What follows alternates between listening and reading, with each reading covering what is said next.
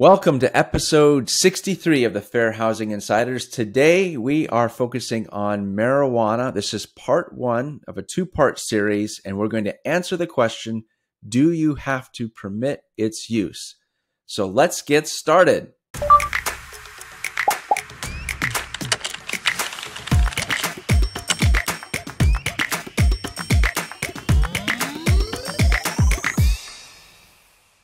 So hello, welcome to the Fair Housing Insiders. I am your host, Jonathan Saar, and with me today is Kathy Williams.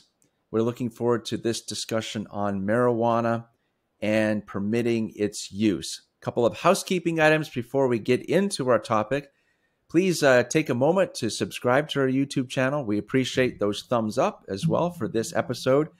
And if you haven't done so already, please sign up for our newsletter so that you don't miss out on any important content that we're sharing with our community. We also have an Instagram account at Fair Housing Institute where we welcome you to subscribe to that, follow and like us. We have a lot more fair housing content in short form that we put out on that channel. So let's get into our topic today. So the way that our country views marijuana and its use has changed drastically over the last few years. So right now, marijuana is legalized in 21 states and medically in 37 states. So with that in mind, we're going to be talking about a resident who has a prescription for marijuana.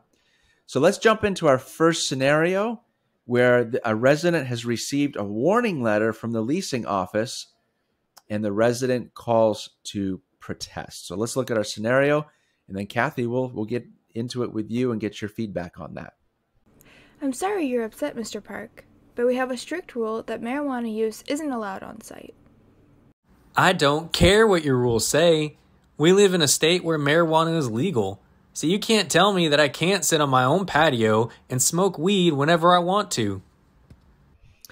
Okay, very good scenario, very informative. So, Kathy, if we have a resident that has abruptly informed management that they need a reasonable accommodation to smoke marijuana as prescribed due to a disability, what do we do? This is certainly a complicated topic, and there's a lot of misunderstanding about it. So that's the reason we need to talk about it, Jonathan. As you mentioned in your introduction, things have changed in the area of legalization of the use of marijuana, and it differs all over the country. In some areas, it is still completely illegal based on federal and state law. In other areas, it is legal according to state law for when it's used for a medically related reason. And then in other states, it is completely legal by state law for what we call recreational use. So your answer to these questions can depend on what kind of property you are and where you're located. But just a quick answer to your question about this scenario is if you are in a state where it is legal for medical related reasons, then how you could look at it, you don't have to look at it this way. I'll explain later. I'll explain more about that later.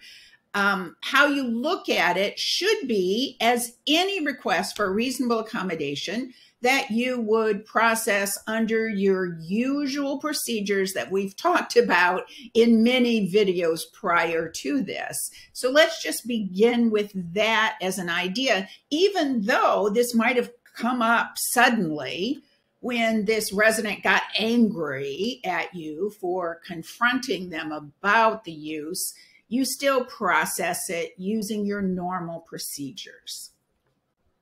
Very good. Okay, thank you for that. So are there any scenarios where you can ignore or deny this request without processing it? So that's a unique feature of a request concerning marijuana.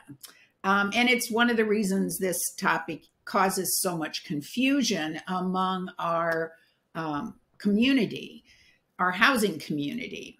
And the reality is marijuana use is still illegal from the federal perspective.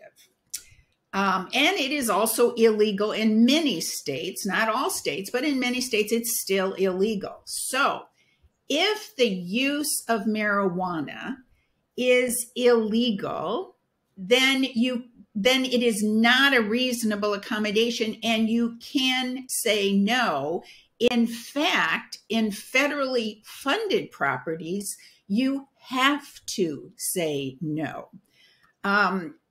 There was a number of years ago a HUD notice that came out from its general counsel explaining more about this for HUD funded properties. And we're going to attach that so that anybody that's interested can look at that. Until HUD has changed its policy, this is a still good policy.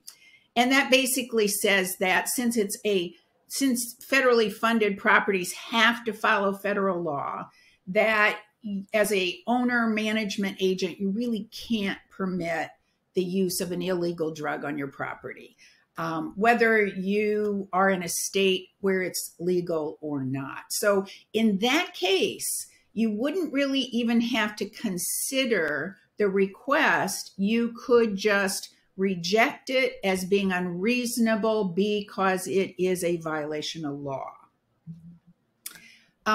For some of the other properties, there may be some different options.